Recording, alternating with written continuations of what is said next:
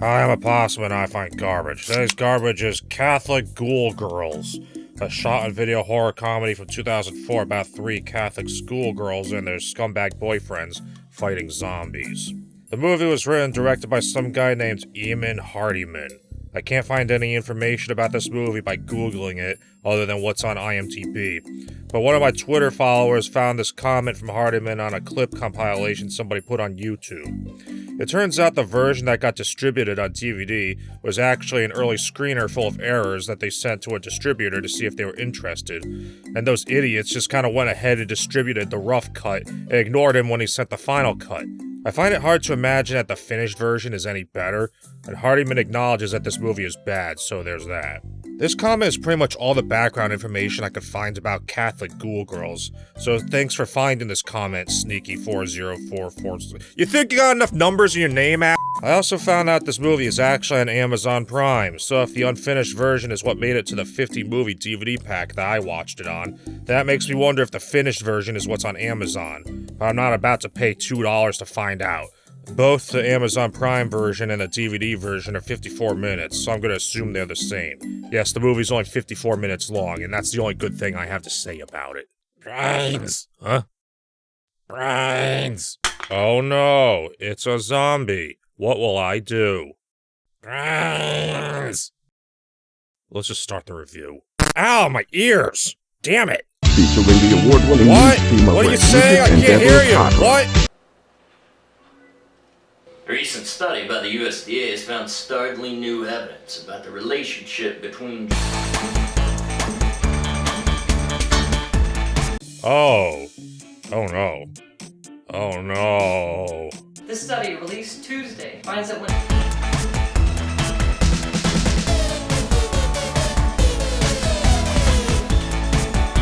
Oh god. Oh Jesus, oh god. In a related story, a study by Media Watchdog Group, the...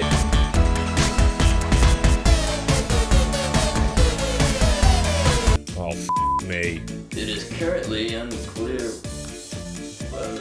The news cuts to some guy named Tony reporting on location about zombies or something. Zombie is not the correct nomenclature. It's living dead. Please. Then the terrible rock music starts so we get a title card. That anti-Semitic news report was totally irrelevant to the plot, by the way. That was just the movie's way of letting you know it's gonna be full of stupid edgelord humor. Now, I'm not against edgy comedy, but it's not even clever. It's just LOL offensive statement with no wit, misdirection, or punchline or anything that makes a joke a joke. So we're just expected to laugh at it purely because it's offensive. Let that set the tone for the rest of the movie. So after some tediously long opening credits, we cut to our titular Catholic Ghoul Girls leaving a convenience store. They go into some alley to drink and do drugs or whatever it is Catholic girls do, and I can barely understand anything they're saying because the music is so loud, but apparently the short one, Becky, has a crush on some dude named Frog, and this other one, Maria, is trying to teach her to be more aggressive. I mean, really start some shit. Call me a whore. Alrighty, sweetie, you got it. Then they walk away into the out-of-focus darkness. We then cut to some dudes hanging out at the park because it's free to film there, and I can still barely understand what they're saying until the music finally fades out. I remember that, like, in the comics, they showed that she had it too. Man, I hated that toy, man. Her feet were so small, man. She'd always fall over you, try to make her stand up. So I guess they're talking about G.I. Joe toys or something, and the discussion gets a little heated. So help me God, I will physically kill you. You know, I never really did like the comics. So they just go on talking about G.I. Joe for what feels like forever. Considering how bleak things got in the 90s, you know, I mean, it paints a vivid picture of how got lost as a culture. What happened to the audio there? So anyway, this oh-so-important conversation gets interrupted when a bunch of zombies appear, where these idiots mistake them for a street gang or something. Look, I know what this is about. We didn't kill your leader or anything. We're not on anyone's turf. We don't need this warrior shit. One of these guys notices one of the zombies is wearing a Thundercats shirt, and this pisses him off for some reason, so he runs up and punches the zombie, and the zombies start eating him. Oh! This guy picks up a wooden stake that was just on the ground right in front of him for some reason, and tries to stab one of the zombies, but it doesn't work. I guess it got dark while they were filming and they couldn't come back another day to get this one shot, so they just shot it in the dark. These are zombies, man. The only way to kill them is to destroy the brain. The scene just kind of ends right there, then we cut to some building where the Catholic ghoul girls are smoking in the bathroom. Maria asks the one with the pigtails, her name's Casey, if she has any weed, but she doesn't. They talk about some guy named Jake, then a couple nuns played by teenagers come in and ask them why they smell smoke. Maria says Becky was burning her bra in protest of abortion, and I guess a burning bra smells like cigarettes because they believe her and leave, but not before one of the nuns sexually harasses one of the girls. Maria, you look especially pretty today. By the way, I've got some pie at my office. Because that's funny. By the way, the nuns' names are Sister Mary Kate and Sister Ashley. That's a reference that has nothing to do with anything, but it's in the movie because that's funny. Brains!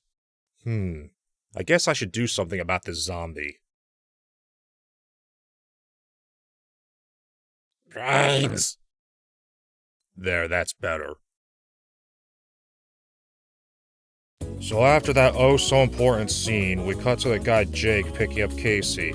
She gets in the car, pulls a beer out of the cooler that's just sitting open in the back seat, lights another cigarette, then she flips off one of the nuns before they drive off. And we don't see Jake until after they drive away, probably because he wasn't there the day they shot that. Then Jake starts telling Casey about something that happened the previous night, and we cut to the flashback where he and his friends are just hanging out in a parking lot for some reason, and encountered a zombie who they mistook for a foreigner and beat him to death because he ain't even American. Hey, this motherfucker ain't even American. Because that's funny. Then they decide to leave before the cops show up and arrest them for their terrible acting. Man, what the could you do, man? What the we do, man? Let my dad and I'm getting angry for the cop show. We cut back to the car and Jake says they need to check on some guy named Scott. Casey wants to check on Maria and Becky, so Jake tells her to meet him at the diner. Where? At the diner. All right. Thanks, sweetie. See you later. You couldn't get another take that didn't have somebody sneezing during the middle of it? All right. So Jake drops off Casey and tells her to shoot the zombies in the head if she sees any, even though she doesn't have a gun and never uses one in the movie. Then we get a montage of Casey packing up her Nintendo and showering, but then she just puts her school uniform back on, so that scene was shot for no reason other than gratuitous nudity. Then some guy who looks like a meth addict comes in, and I guess she's supposed to be her brother or something, and she tells him that she's leaving town with Jake. Sometime later, we get more terrible rock music as this guy's girlfriend comes over and seduces him with a glass of milk and some kind of grandma dress. But then a zombie comes bursting in and bites her. This goes on for about 30 seconds while the meth guy just kind of stands there and eventually reaches out to her, but then the zombie bites his hand because he was too slow in the head to pull his hand away. You might think this is setting something up, like we're gonna see this guy come back as a zombie later in case he's gonna have to kill him or something, but no. This movie doesn't even understand how to set up and pay off a joke. You think it can set up and pay off a plot? Sometime later, the hat guy drives around until he sees a woman shooting at zombies with a cap gun. He lights a barrel on fire and rolls it toward the zombies, but doesn't light any of them on fire, because that would have required them to hire a stunt guy and a paramedic. So the zombies just kinda kill the woman, and the hat guy yells something I can't understand because, again, the music is too loud. Then we cut to Maria and Becky sitting on the couch and talking about the Dark Tower books. That. No, they're really good though. I'll wait for the movie. You're gonna wait 13 years to be disappointed, sweetheart. They just sit around and talk about stupid, irrelevant bullshit, which seems to be a running theme in this movie, until they see zombies out the window. Then we cut to Casey leaving her house, then coming back in. She tries to call Maria, but she doesn't answer, then she leaves again. Then we see Jake showing up at some house where Scott is laying on a couch. He tells the other guys he's leaving town, so Hat Guy gets mad and tries to start a fight, but then Scott starts coughing up and puking up blood, and then he turns into a zombie. They argue about who should kill him, but none of them want to, so they run out into their car and drive away. Then Hat Guy complains about how hungry he is. Hell, I'm so hungry. I could probably eat it. Because that's funny. We then cut to Maria somewhere and she gets attacked by zombies. She pulls a samurai sword out of nowhere and charges at them. Then we cut to these two assholes sitting on a couch, arguing over who should answer the door. Get the door! Alright, don't get your tits in an uproar, Jesus Christ. So this guy answers the door and it's Jake and the other guys looking for Casey. They tells him she left, then invites him inside so they can get drunk and beat his wife with a belt. Tell you, I was thinking about drinking a bunch of beer and whooping my belt out and beating on my wife a little bit. Nah, it's okay, we're kinda in a hurry. Because that's funny. Jake and the guys say they gotta go. The hat guy says he wants a sandwich. Man, you got any sandwiches or anything up in this piece, man? I'd like to get some sandwiches. So they go back to the car, and Jake comes up with a plan to go to the bar to look for Casey. We cut to Casey walking toward the cameraman until a shadow appears on her, and then she bumps into some woman who may or may not be a zombie and stabs her. She kills some more zombies, then makes her way to the bar, which is completely empty except for her and the bartender.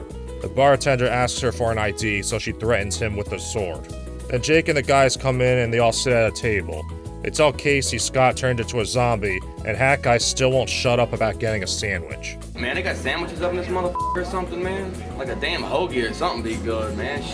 Because that's funny. They argue about where they're gonna go to escape the zombies. This guy, his name's Ray by the way, walks off and we abruptly cut to the bartender telling them the Hat Guy went out to the back door. Then Jake sees Hat Guy getting eaten by zombies. So I guess Hat Guy just decided to go outside, and he did so off camera. Why? Why did Hat Guy go outside? Is it just because the plot needed him to?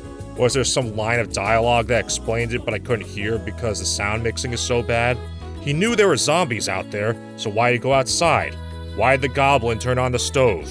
The bartender gets scared of the zombies and goes outside where the zombies are.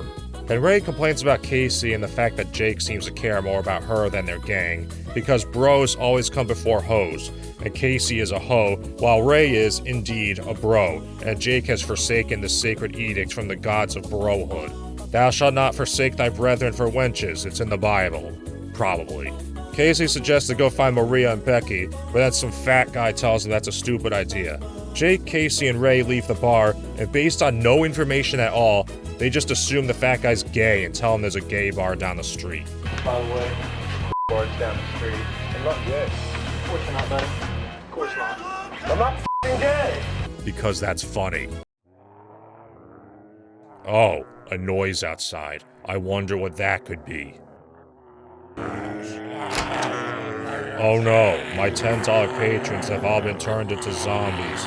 What will I do without? A.R. Puffin, Alan Rumford, Alex Bones, Aquiliac, Ashley Mary Johnson, B595, Dave Positive is a kid of success, Black 995, Bobo, Molendine, Red Bruce, Christopher 699, Charlie, Chocolate Mussolini, Chris Brown, Christopher Wall, Cole Marlini, Corey Zilligan, Theo 1980, Diesel Weasel, Dick Marzipan, Doomsday Machine, Eduardo Sanchez, Franco Soraya, Frank Jimmy Degenerate, David Independent, I Fist of the Bear, Ivan Stansbury, J.R. Bontops, James Devereux, Jamie Chan, Joel Byrne, John Cleveland, Joseph Reagan, Josh Blackmore, Kaiser Wilhelm II, Leslie Quebec, Levi Judge, Lois Durante, Lipton, Marco Beckmeyer, Mario Mendez, Exquisite, Michael Lowe, Nicholas Slater, Old Team 33, Adam Parsons, Paco, Pulse Jack Estrada, Ricky Baruga, Ron Elmer, Rowan Scepter, Salty Pumpkins, Linda LeVore, Sir Steve Von Vocal 2017, Spencer M, Swissback, Sarah Fox, Therese, Ghost of Nicole Culkin, The Sauce God, The Solar Socialist, Thomas Brown, Thomas Latte, Tony Belmonte, Cloud City Studios, YouTube channel, Via Dread, Wilbur Casey, X Derping, X Runzack, Zena, The Victor, Alexander Rich Consort.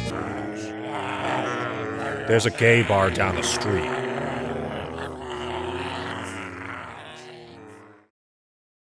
Huh. I didn't expect that to work.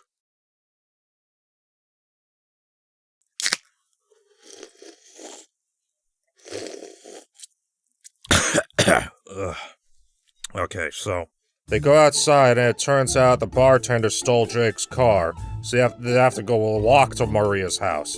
And through the obnoxiously loud background music, we can hear the real-life music from the bar they shot this scene at. Don't worry about it. Maria's house isn't far, we can just walk. Alright, let's go. You can't even see the bar. They could have shot this scene at literally any street in town, but they shot it here, in front of a bar with loud music playing. What is wrong with these people? So Jake, Casey, and Ray walk down the street and encounter more zombies, resulting in one of the most poorly choreographed fight scenes I've ever seen, and Jake just kind of stands there while a zombie slowly bites him. Oh no, not our homophobic protagonist who beats people up just because they're foreign and punches his own friends in arguments over cartoons. He's such a lovable character and I want to see him succeed. We see an extra vandalizing public property, and then some woman gets pulled out of her car and eaten, Then Becky and Maria show up. Ray, how are you holding up? I'm alright. Where's Frog and Scott? Okay, so I guess Hat Guy was named Frog. He was never addressed by name throughout the whole movie before now, or if he was, I couldn't hear it. So when Maria was talking about Frog at the beginning, I had no way of knowing which one of these guys was him. I'm glad we finally know this guy's name now that he's dead. They notice Becky is suddenly gone, then we cut to Becky going to the bar, and the fat guy's in there. She asks where her friends are, and even though she was literally just with Maria a few seconds ago, and he tells her they left a few minutes ago. They went that way a couple minutes ago. Then the fat guy tells Becky he's not gay. Oh yeah, by the way, I'm not gay or anything. Because that's funny. Then Becky suddenly meets up with the rest, and then zombies come pouring out of some building. Why did Becky disappear to go looking for the others at the bar when she was literally just with Maria, who just met up with the others a few seconds ago? Are these scenes out of order? Was she not supposed to be in that scene and they just recycled the footage from a different scene that got cut? Were they just making this movie up as they went? Why'd the goblin turn— oh wait, I already did that. Why did Hat Guy go outside? Then we see zombies in the bar, but nothing happens. Then we cut to the gang hiding behind a brick wall. I guess they're trying to get into some building, but there's zombies in the way. Jake says he and Ray will distract them since he's already got bit and he's gonna die anyway, and Ray's an idiot. What about Ray? Ray's a f***ing idiot. So Ray just agrees to sacrifice himself with Jake to buy the girls time to do whatever it is they're trying to do. The zombies follow Jake and Ray, and the girls just go into the basement. Casey starts crying, then Maria finds a bottle of liquor she had stashed down there, and they pass it around. I like how you can hear people talking in the background. Back outside, Ray and Jake sit by a car. Ray talks about the time when he was a kid and his mom spanked him for shitting his pants. My mom got pissed and spanked me. Some of the shit got on her hand. It wasn't so bad. Because that's— Jake and Ray then get up and start fighting the zombies, and Ray gets pinned down. We cut to the basement and the girls hug, and then Jake comes in, but he's a zombie now. The girls raise their fists, then Maria says something we can't hear. Then the nuns show up and shoot Jake, then one of the nuns says something we can't hear. Then more zombies come in. The nuns point their guns, and the movie abruptly ends. So that's Catholic Ghoul Girls, I guess. Zombies aren't scary or funny. Stop making movies about them. So that's it, the video is over. You gotta like, comment, subscribe for the algorithm, and support me on Patreon and all that. Bye.